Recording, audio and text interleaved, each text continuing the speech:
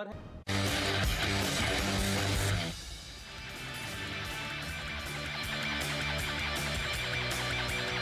हाय, good afternoon. सास बहू और सेंसेक्स के आज के इस एपिसोड में आप सबका स्वागत है। आज फ्राइडे के दिन मदद करेंगे market expert Sudeep Bandopadhyay sir. Sudeep sir, hi, good afternoon. बहुत दिनों बाद आपके दर्शन हो रहे हैं। ये क्रिकेट देखने के लिए आप वहां गए थे, कहां गए थे? यूएई कहीं गए थे, है ना? यूएई गए थे। ये फुटबॉल देखने कतर नहीं गए क्या इस बार? जी सर, कतार नहीं गए। कतार जाने का मन था पर हुआ नहीं, थोड़ा बहुत काम पे फंस गए। नहीं तो कतर हुआ थे फुटबॉल देखने के लिए। हाँ जी, फुटबॉल देखने के लिए जाने का बहुत मन था, पर चलिए अगली बार यूएस में होगा, यूएस में जाएंगे। सुदीप सर, आ रहा हूं, बातचीत की शुरुआत करेंगे। स्क्रीन पे Twitter ID, WhatsApp ID, toll free numbers please दिखाइए, रीच आउट करिएगा। आज तो खैर हफ्ते का आखिरी ट्रेडिंग सेशन है। अगले हफ्ते जब सास बहू सेंसेक्स मंडे ऑनवर्ड्स रिज्यूम होगा, आप लोगों की ज्यादा से ज्यादा क्वेरीज इस प्लेटफॉर्म के थ्रू हम रेज करने की कोशिश करेंगे। मार्केट स्क्रीन्स पर आएंगे। यूएस एक ट्रंकेटेड सेशन के लिए आज शुरुआत करेगा। तो कल छुट्टी थी, फिर वीकेंड सामने, आज भी हाफ डे वहां पर है, तो बहुत ठंडा कामकाज एंटिसिपेटेड है। और वो क्यूज का अभाव, हमने भी कल बहुत अच्छे मूव्स के बाद आज एक फ्लैटिश टोन पे कामकाज करते हुए नजर आएंगे। खैर, हमारी भी सीरीज एक्चुअली पिकअप होगी मंडे ऑनवर्ड्स ही, तो कहने के लिए आज सीरीज का पहला दिन है, लेकिन आज हमेशा ल्यूकवार्म ही रहता है। तो फ्लैटिश नोट पर इस समय भारतीय बाजार कामकाज करते हुए, तो मार्केट्स में जो जो डिटेल्स हैं, जो चल रहा है, वो टिकर टीम ब्यूटीफुली नीचे हाईलाइट करी है, उस पर नहीं जाऊंगा।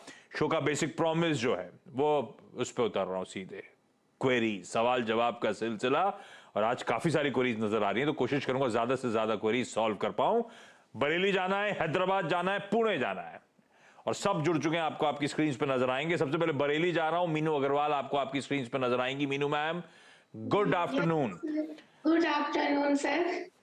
मीनू मैम, सबसे पहली क्वेरी कौन सी, सबसे ज्यादा इंपॉर्टेंट सवाल कौन सा?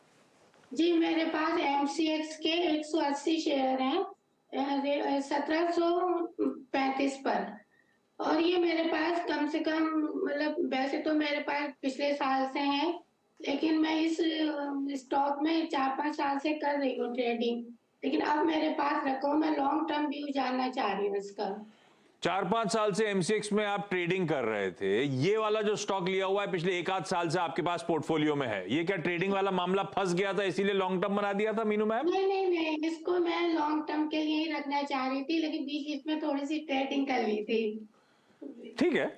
तो एमसीएक्स लॉन्ग टर्म के लिहाज से, सुदीप सर एमसीएक्स से शुरुआत करते हैं। लॉन्ग टर्म के लिहाज से कैसा लगता है? मीनू मैम की खरीदारी है 1735 की, ₹225 के आसपास का घाटा हो रहा है इस समय। 1 साल की होल्डिंग हो चुकी है ऑलरेडी। क्या करना है लॉन्ग टर्म के लिए? एमसीएक्स है कैसा सुदीप सर? बहुत अच्छा है आशीष जी, और मीनू मैम ने बहुत अच्छा स्टॉक पिक किया है। हम लोग भी एमसीएक्स पे पॉजिटिव है। देखिए, कमोडिटी क्षेत्र में ट्रेडिंग का एक ही ढंग का एक्सचेंज है, और यहाँ पे पोजीशन बनाया है। हम लोगों को लगता है आने वाले दिनों में कमोडिटी मार्केट पे और भी बहुत सारे अपॉर्चुनिटीज आएंगी, और एमसीएक्स ये सारे अपॉर्चुनिटीज सामने लाएगा। अभी भी मार्जिन बहुत अच्छा है, और यहाँ पे आने वाले दिनों में अच्छा रिटर्न।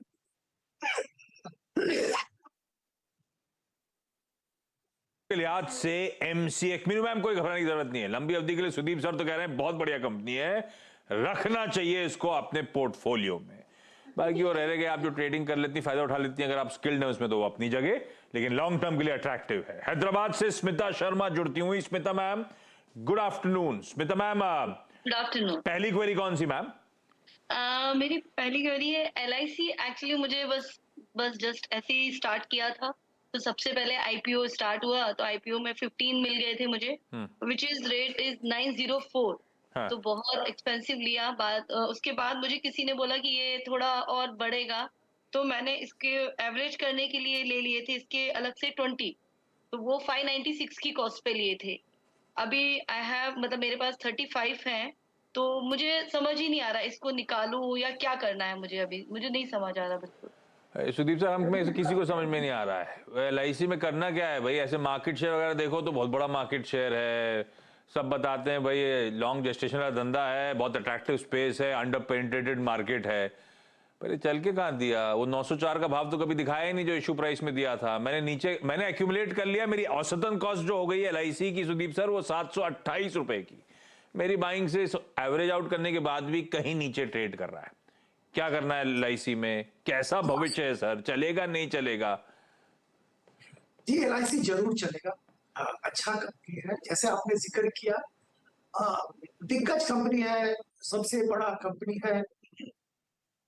मार्जिन के बारे में थोड़ा दिक्कत था और मार्केट ने उसी के लिए इसको पनिश किया।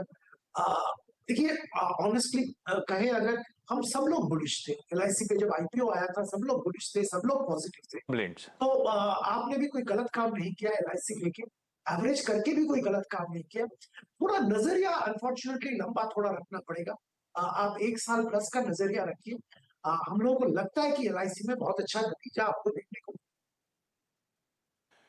LIC पे भी मैं आप लोग की अगली क्वेरीज के लिए आता हूं। पहले पुणे जा रहा हूं। श्वेता प्रभा जी आपको आपकी स्क्रीन पे नजर आएंगी। Shweta ma'am, good afternoon.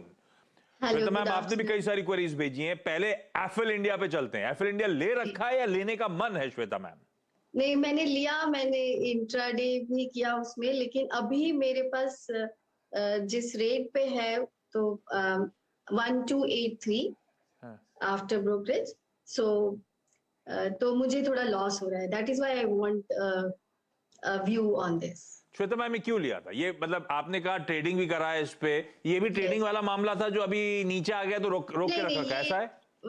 मैं वैसा करती हूँ, मैं थोड़ा सा ट्रेड भी करती हूँ और थोड़ा मैं लॉन्ग टर्म के लिए भी रखती हूँ। अच्छा, वही स्टॉक पे ट्रेड भी करते हो, थोड़ा सा कुछ रख लेते हो?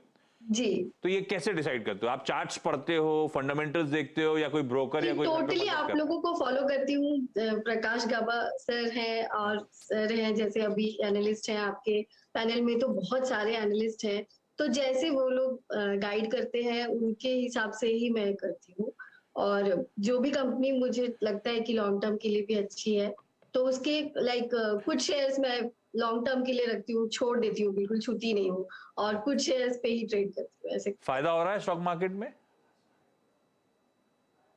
सॉरी, प्रॉफिट्स हुए स्टॉक मार्केट में? नहीं, पैसा आ रहा है कि पैसा जा रहा है? आ रहा है। बस मैं जानना चाहता, पैनल ने सही रिकमेंड करा कि नहीं करा? आ रहा है भाई, आ रहा है, सारी दिक्कत खत्म, काफी है वो। Sudeep sir, FL India long term के लिए कैसा है भाई? लॉन्ग टर्म के लिए कैसा है? बहुत अच्छा है, बहुत अच्छा है। देखिए, इंडिया में मैन्युफैक्चरिंग जो सरकार ने दिया है, बहुत सारे पॉलिसी सरकार की तरफ से आए, और ये हम लोगों को बहुत दिन से साफ था, इकोनॉमिस्ट को भी साफ था, पॉलिसी मेकर्स के लिए भी क्लियर था कि मैन्युफैक्चरिंग बेस इंडिया में बनाना बहुत जरूरी है। और इंडिया उस मामले में थोड़ा चूक गया था, चाइना बहुत आगे चला गया था। अब जो सरकार की तरफ से पॉलिसीज आए हैं, जो PLI स्कीम्स आए हैं, जो टैक्स स्ट्रक्चर जो इन्होंने बनाया है, वो वर्ल्ड क्लास है, और एक बहुत कॉम्पिटिटिव माहौल आ गया मैन्युफैक्चरिंग के लिए इंडिया में। इसीलिए ग्लोबल जो सोर्सिंग करते हैं वो इंडिया से सोर्सिंग करना चालू कर रहे हैं। डोमेस्टिक मार्केट तो बहुत बड़ा है ही है। तो ये सब मिला के एप्पल जैसे कंपनी के सामने बहुत बड़ा अपॉर्चुनिटी है, और आने वाले दिनों में ये अपॉर्चुनिटी साइज और भी बढ़ा। आपने सही किया है, थोड़ा एप्पल रख लिया है, इसको रखिए। 1 साल प्लस का डेफिनेटली नजरिया रखिए, कोई दिक्कत नहीं है। कोई दिक्कत नहीं मैम, जिसने भी रिकमेंड किया था बढ़िया स्टॉक है, होल्ड करना है। अच्छा किया आपने लॉन्ग टर्म के लिए रखा है कुछ अंश, ये लंबी अवधि में अच्छी कमाई करके देने का दमखम रखता है। परेली लौट रहा हूं। मीनू मैम, अगला स्टॉक MCX के बाद? जी, मेरे पास NBCC के 1150 शेयर हैं 56 रुपए के रेट पर। मतलब मैंने इसको थोड़ा एवरेज कर करके इस रेट पर आ गया है मेरा 56 रुपए पर। लेकिन बहुत टाइम से ये मतलब आगे बढ़ नहीं रहा है, बहुत कम, धीरे धीरे, तो मैं इसका लॉन्ग टर्म प्रोस्पेक्टिव जानना चाहती थी। अभी कल परसों में तो बीच में हरकत में आया भी था, थोड़ा बहुत तो चला, लेकिन सुदीप सर इसमें बड़ा तगड़ा अच्छे मूव के बाद डिस्ट्रीब्यूशन हुआ, और हम सब रिटेल, आए दिन NBCC की क्वेरी आती है, किसी ना किसी के पास है ही, सबके पोर्टफोलियो में NBCC अटका हुआ है। क्या करना है? एवरेज करके भी मेरी बाइंग खासी ऊपर है। एवरेज करके मीनू मैम की बाइंग है 56 रुपए की। स्टॉक आज भी 41 अच्छे मूव्स के बाद 40-41 पे खड़ा हुआ है। एक प्रश्न और है मेरा कि गवर्नमेंट कंपनीज क्या ज्यादा आगे बढ़ती नहीं है? जितनी भी गवर्नमेंट कंपनीज हैं वो थोड़ा सा पीछे ही रहती हैं। तो ये वो बात सही काफी है। लॉन्ग टर्म जी, तो क्या इसमें इन्वेस्ट करना सही रहेगा आगे के लिए? ये बात सही है सुदीप सर, गवर्नमेंट कंपनियां ज्यादा भागती नहीं है, भागती हैं तो बरसाती मेंढक जैसी हैं, उतनी तेज गिर भी जाती हैं। हमें रखना चाहिए एनबीसीसी जैसा स्टॉक लॉन्ग टर्म के लिए या नहीं, और इनकी स्पेसिफिक क्वेरी 56-57 की एवरेज बाइंग। आशीष जी, मेरी मैम, मैं ये कहना चाहूंगा, जो आप कह रहे हैं वो हम सबका वही एक फीलिंग है कि सरकारी कंपनी में बहुत सारे एक्सट्रेनियस फैक्टर्स रहते हैं और उसके कारण बाइंग डिसीजन या सेलिंग डिसीजन बहुत सोच समझ के लेना पड़ता है। ये आपने बिल्कुल सही कहा, पर हर जगह पे घाटा होता है ये शायद बताना भी ठीक नहीं है। अब देखिए, डिफेंस वाले जो सरकारी कंपनी है, कितना अच्छा रिटर्न दिया है निवेशक को। हम लोग करीब साल 1.5 साल से रिकमेंड करते आए हैं, और आप मजगांव डॉक बोलिए, भारत इलेक्ट्रॉनिक्स बोलिए, हिंदुस्तान एरोनॉटिक्स बोलिए, क्या जबरदस्त रिटर्न निवेशक को देके जा रहा है। तो हर चीज का एक टाइम होता है। मुझे लगता है कि जो कंस्ट्रक्शन और इंफ्रास्ट्रक्चर से जुड़े हुए सरकारी कंपनीज हैं, उनका भी वक्त अभी आ रहा है, तो उनमें एनबीसीसी जरूर आता है। तो हम तो निवेशक को एनबीसीसी खरीदने की सलाह दे रहे हैं। तो आपने लिया है, इतना देर तक इसको झेला है, तो सलाह तो यही होगी कि आप इसमें निवेशित रहिए।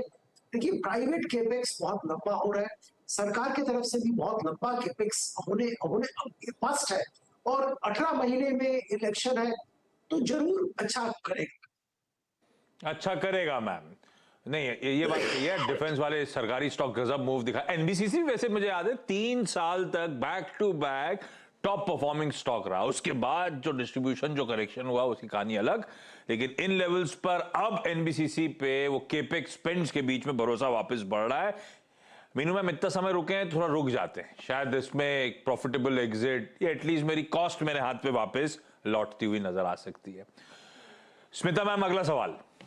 या मैंने टाटा स्टील का भी 106 की रेट पे लिया था, अभी डाउन ही चल रहा है, मतलब समझ ही नहीं आ रहा कैसे। 85 शेयर्स है मेरे पास, बहुत ज्यादा तो नहीं है, बट इसको डाउन का आपकी बाइंग के आसपास खड़ा है, हाँ, है ना? पर बढ़ा ही नहीं कभी, जब से लिया तब से कभी नहीं मूव हुआ ही हाँ, नहीं तो है। हमने स्प्लिट के बाद लिया था, तो जहां पीक था वहीं ले लिया था, उसके बाद आज ले दे के वापस पहुंच गया है, हालांकि डबल डिजिट में भी आया था बीच में, है ना? आपने लिया ट्रेडिंग के लिए था, लॉन्ग टर्म के लिए लिया था? मैंने ट्रेडिंग के लिए लिया था, लेकिन वो मिस हो गया मुझसे। तो स्टॉप लॉस ट्रेडिंग करते हो तो प्लेस करते हो, आप नहीं करते मैम? नहीं, स्टॉप नहीं। ये गड़बड़ है। अब ये हो गया बिना बात के long term fundamental pick type portfolio में, जिसके हमने फंडामेंटल स्टडी भी नहीं कर रखा है एक्चुअली, पर ठीक है, सुधीर सर बताएंगे। अब सुधीर सर, मामला अटक गया, ट्रेडिंग वाला मामला था, फंडामेंटल हो गया, मतलब पोर्टफोलियो में रखा रह गया। रखे रहूं क्या? 106 पे ठीक है क्या टाटा स्टील? अपना बेसिक आइडिया है कमाई करने का, वो ट्रेडिंग और इन्वेस्टमेंट, उसमें क्या फर्क पड़ रहा है? मुनाफा आना चाहिए सुदीप सर, आएगा क्या 106 की खरीद पे? आशीष जी, श्वेता जी, मैं तो टाटा स्टील से आपको एग्जिट की सलाह दूंगा। ग्लोबली मेटल्स में बहुत अनसर्टिनिटी है। जैसे आप जरूर जानते हैं कि चाइना मेटल्स का सबसे बड़ा कंज्यूमर है, और चाइनीज मार्केट में चाइनीज प्रोडक्शन, मैन्युफैक्चरिंग, हर जगह पे बहुत बड़ा रुकावट आया है कोविड के कारण। सारे बड़े सिटी, सारे बड़े प्लांट्स लॉकडाउन में है। इसके कारण ग्लोबली मेटल्स का डिमांड बहुत कम हो गया, और इसके चलते साथ साथ सारे मेटल्स कंपनीज दुनिया के, इंक्लूडिंग इंडिया के कंपनीज का के ऊपर असर आ रहा है। तो टाटा स्टील में अभी बहुत जल्द बहुत अच्छा रिकवरी हम नहीं देख रहे। सरकार की तरफ से पिछले इसी हफ्ते कुछ स्टेप्स लिए गए थे, इसी हफ्ते या पिछले हफ्ते एक्सपोर्ट पे जो पाबंदियां थी वो हटाया गया है, पर उससे टाटा स्टील का मतलब ऐसा कोई बहुत बड़ा इंपॉर्टेंट इम्प्रूवमेंट नहीं होने की संभावना है। शायद स्टेनलेस स्टील जो बनाते हैं उन कंपनीज में बेनिफिट होगा, वहां पे थोड़ा पॉजिटिव ट्रैक्शन रिजल्ट्स में देखने को मिलेगा। मार्केट भी उसी कंपनीज को ज्यादा वैल्यू कर रहा है, पर टाटा स्टील जैसा जो स्टील बनाता है वहां पे इमीडिएटली कोई रिलीफ नहीं मिलेगा, तो आप एग्जिट ले लीजिए।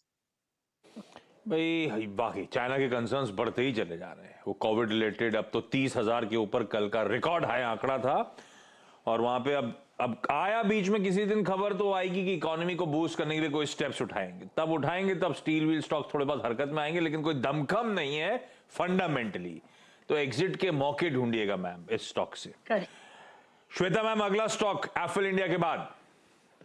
सतलुज टेक्सटाइल ले रखा है। Sutlej textiles, yes. 50 स्टॉक 67 की बाइंग, ये पोर्टफोलियो में रखा है लंबी अवधि के लिए श्वेता मैम? मैंने लिया तो लंबी अवधि के लिए ही था। सुदीप सर, ट्रैक कर रहे हो सतलज टेक्सटाइल्स को लॉन्ग टर्म के लिए लिया हुआ है? जी आशीष जी, मेरा तो सलाह यही होगा कि आप थोड़ा यहाँ से एग्जिट ले लीजिए, क्योंकि जो मेन स्ट्रीम काउंटर्स है, मेन स्ट्रीम वहां पे अगर आप निवेशित रहेंगे तो आपको अच्छा मौका मिलेगा ट्रेडिंग का और प्रॉफिट कमाने का भी। तो अगर आप टेक्सटाइल्स क्षेत्र में रहना चाहते हैं तो मेरी सलाह तो होगी इस माहौल में आप रेमंड्स पे ध्यान दीजिए। वहां पे एक तो उनका बिजनेस में भी बहुत अच्छा पकड़ आया है, अच्छा ट्रैक्शन देखने को मिल रहा है। उनका रियल एस्टेट जो बिजनेस है वो भी जबरदस्त चल रहा है, वहां से भी अच्छा खासा एक्रीशन होने की संभावना है। तो ऐसे मतलब मेरा कहने का मतलब है कि आप मेन स्ट्रीम काउंटर्स पे ध्यान दीजिए, ये छोटे काउंटर्स से थोड़ा दूर रहिए तो बेटर। बिल्कुल ठीक है, सिलेक्टिव, और बाजार जहां खड़ा हुआ है हमें तो और भी सिलेक्टिव होने की जरूरत है। ऐसे ही देख रहा था मैं, कल हमने रिकॉर्ड हाई जड़े थे सेंसेक्स पे। 30 में से सिर्फ 13 स्टॉक्स हैं जो अक्टूबर जो प्रीवियस हाइक बनाया था उसके ऊपर के लेवल्स पर हैं। 17 स्टॉक्स अभी भी नीचे। ऐसे ही निफ्टी की कहानी है, 50 में से सिर्फ 23 अपने अक्टूबर पिछले साल के हाइस के ऊपर पहुंच पाए।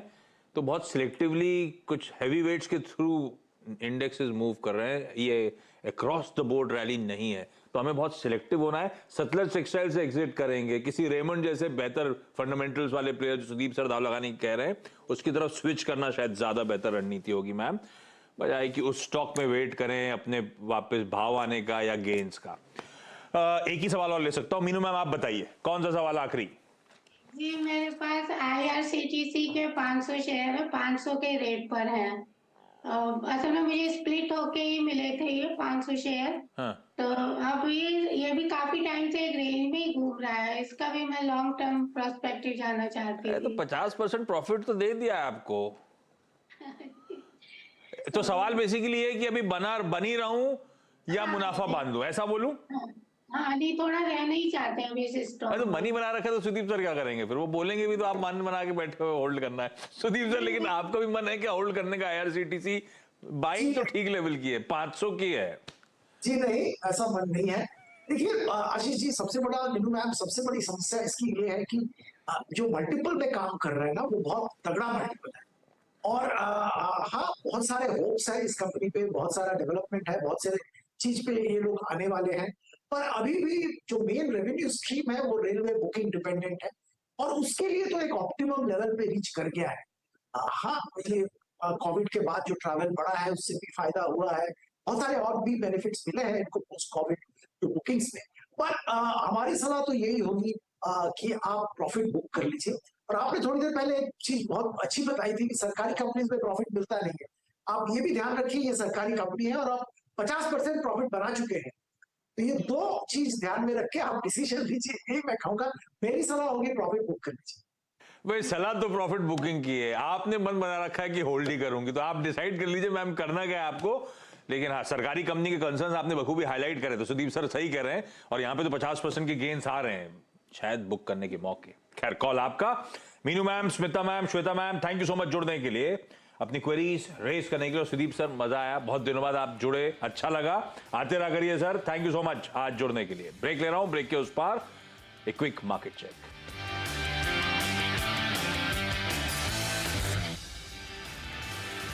ब्रेक के बाद आपका स्वागत है। निफ्टी एकदम फ्लैट, कल की क्लोजिंग लेवल जो एक्सपायरी की हुई थी, हम सिर्फ उससे 2 पॉइंट ऊपर, 2 पॉइंट भी ऊपर नहीं, कभी वहीं पे उसी लेवल पे खड़े हुए हैं।